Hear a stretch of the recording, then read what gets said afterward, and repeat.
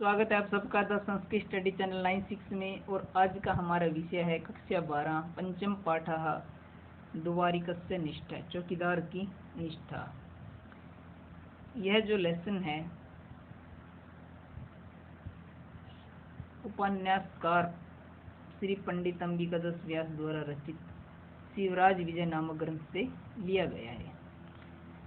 जो पंडित अंबिकादास व्यास जी, उनका जन्म प्राचीन भारत में हो। उसमें भारत गुलाम था और 1857 का जो स्वतंत्रता संग्राम था विफल हो चुका था। उस समय के लेखक अपनी उपन्यासों द्वारा, रचनाओं द्वारा लोगों में क्या करते थे, स्वतंत्रता संघर्ष को बढ़ावा देने के लिए, योगदान देने के लिए उनमें क्या करते थे, जिज्ञासा भरते थे। अपने तरीकों से क्या करते थे, उनमें जोश पैदा करते थे, क्योंकि लोग निराश हो चुके थे, हताश हो चुके थे। उनमें जोश भरते थे अपनी रचनाओं के माध्यम से। जो शिवराज विजय नामक उपन्यास है, यह उसी स्वतंत्र संघर्ष का ही एक प्रतीक है। ठीक है, इसमें क्या बताया गया कि जो द्वारपाल हैं, ठीक है, उनकी कर्तव्य निष्ठा, उनकी स्वामी भक्ति की इसमें तारीफ की गई है। ठीक है, तो आइए लेसन स्टार्ट करते हैं, देखते हैं। संवृते किंचित अंधकारे भूशुंडीम स्कंधे निधाय निपुणम निरीक्षमाणः। तो कहते हैं संवृते, थोड़ा, किंचित अंधकारे, कि थोड़ा अंधेरा होने पर, भूसुंडीम स्कंधे, भूसुंडी मैंने बंदूक को, कंधे, कंधे पर, निधाय मैंने रख कर, निपुणम भली भांति, निरीक्षमाणः जांच पड़ताल करता हुआ,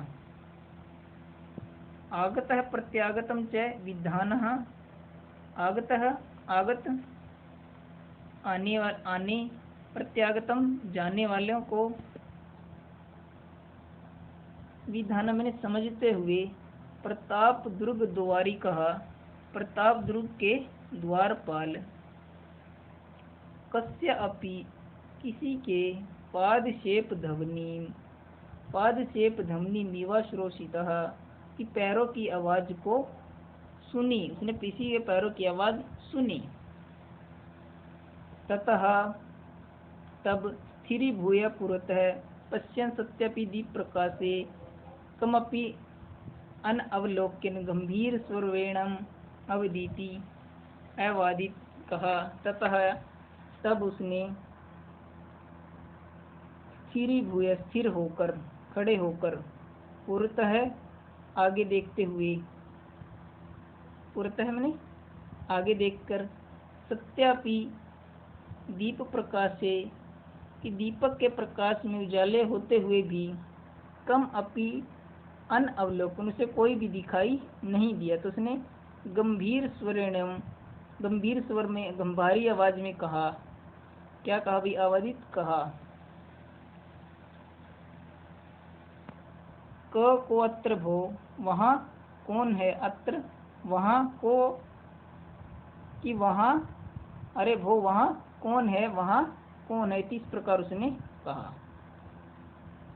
अथ कुछ देर बाद, क्षणांतरम कुछ देर बाद, पुनः फिर से, स एव वही, पाद ध्वनिर श्राविति भूय सापेक्षम अवोचत, फिर उसे दोबारा से वही पाद ध्वनि, भूय मैंने दोबारा से, फिर उसे वही पाद ध्वनि, सापेक्षम अवोचत, उसने सुनी।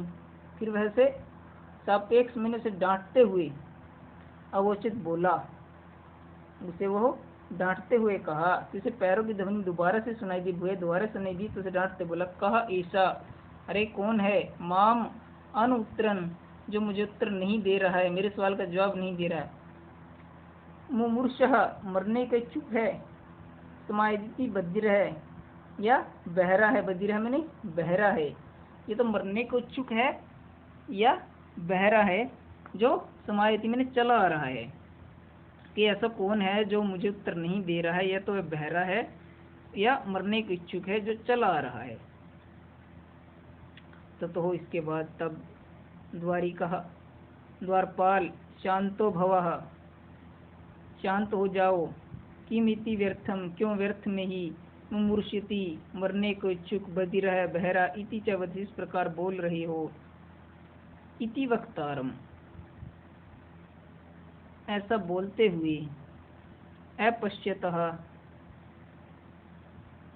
में न देखते हुए एवं अकिरणी कि उसको जिसने इस प्रकार बोला उसको न देखते हुए बड़ी मंद सुरेण मुद्रा धीमे स्वर में और मधुर मीठी वाणी में उसको मीठी वाणी क्या की उसने सुनी।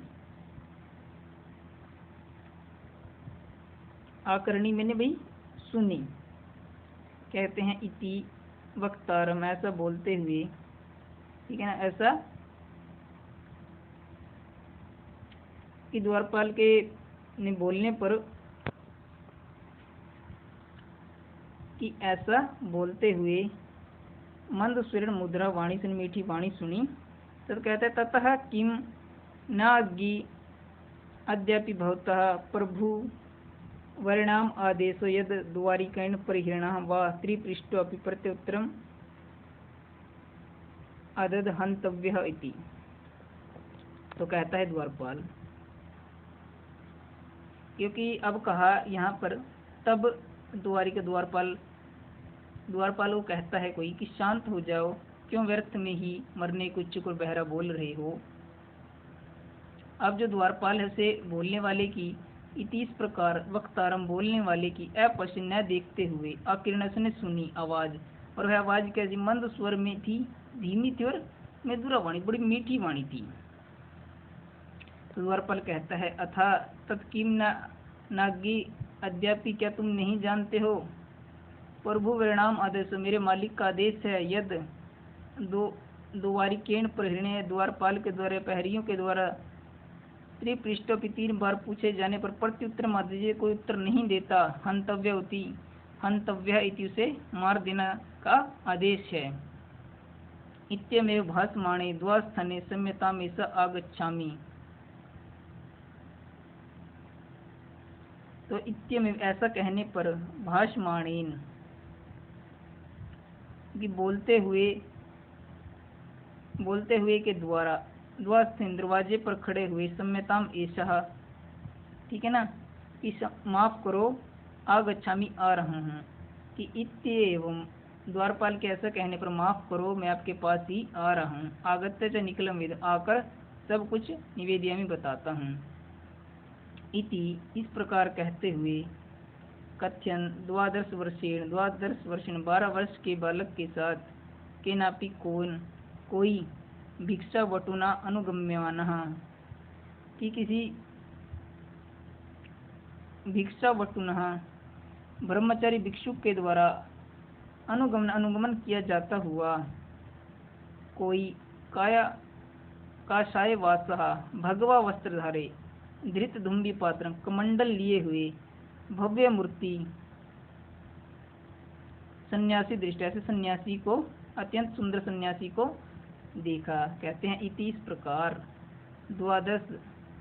12 वर्ष के ब्रह्मचारी भिक्षुक के साथ द्वारपाल ने कोई भगवा वस्त्र को धरधुम्बी पत्र हाथ में लिए हुए अति सुंदर सन्यासी को देखा।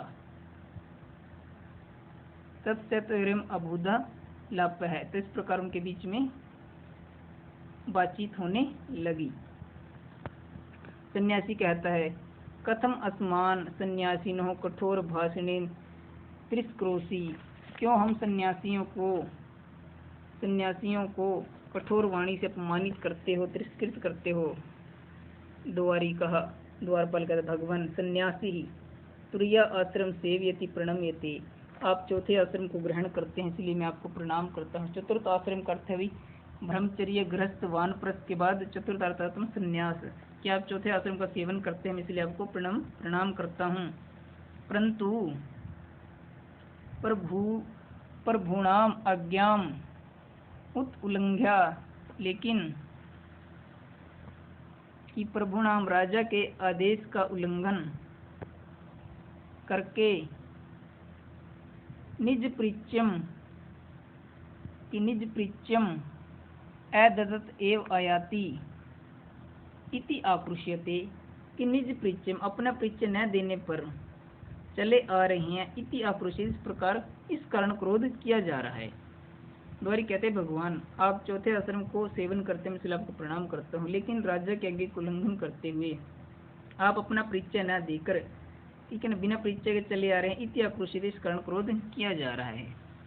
सन्यासी सत्यम शांतो अयम अपराध। सन्यासी का सत्य वचन, शांतो अयम अपराध, तुम्हारे अपराध माफ किया जाता है। परम सन्यासिनो ब्रह्मचारिणः पंडितः स्त्रियो बालस्य न किमपि पृष्टव्यः। लेकिन कहता है कि शांत किया जाता है तुम्हारा अपराध। सन्यासी कहता है पर सन्यासी, ब्रह्मचारी, पंडित, स्त्री और बालक से किमपि न पृष्ठ, कुछ नहीं पूछना चाहिए। आत्मानम अपरिचयन तो प्रविष्ट, अगर वे अपना परिचय न देने पर उन्हें प्रवेश करा देना चाहिए, कि अगर अपना परिचय भी ना दें तब भी उन्हें प्रवेश करा देना चाहिए। द्वारिका द्वारपाल कहता है सन्यासिनः सन्यासिनः, सन्यासी सन, ए सन्यासी, ए सन्यासी, बहुक्तम, बहुत बोलिए, विरम, ठहरो।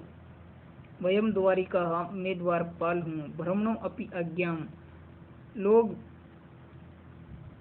हम जो हैं, वयम द्वारपाल, हम द्वारपाल, ब्रह्मणो अपि अज्ञाम, विधाता की भी आज्ञा का प्रतीक्षा अहम, इंतजार नहीं करते, केवलम महाराज शिव वीरस्य आज्ञायाम, केवल महाराज शिव वीर, शिवाजी वीर की आज्ञा को वयम, हम सब, सिरसाम, वहां, सिर पर, मस्तक पर धारण करते हैं। प्रहाणे, महाराज से संध्योपासन भवादृश्य नाम प्रवेश से भवती न तु रात्रो, कि हम तो केवल उन्हीं के आदेश का, हम तो लोग विधाता की आज्ञा का पालन नहीं करते, हम तो शिवाजी वीर की आज्ञा का पालन करते हैं। कहते हैं प्रहाणे, प्रातः काल, सुबह के समय, महाराज के संध्योपासना के समय, भवादृश्य नाम, आप जैसों का प्रवेश समय भवती होता है, न तु रात्र, न की रात्रि में, कि आप जैसे साधु सन्यासी का प्रवेश तो या सुबह के समय होता है या संध्योपासना के समय होता है। अब आप जैसे का प्रवेश समय नहीं है, या आप जैसे के लिए प्रवेश समय नहीं है, क्योंकि रात्रि हो गई है।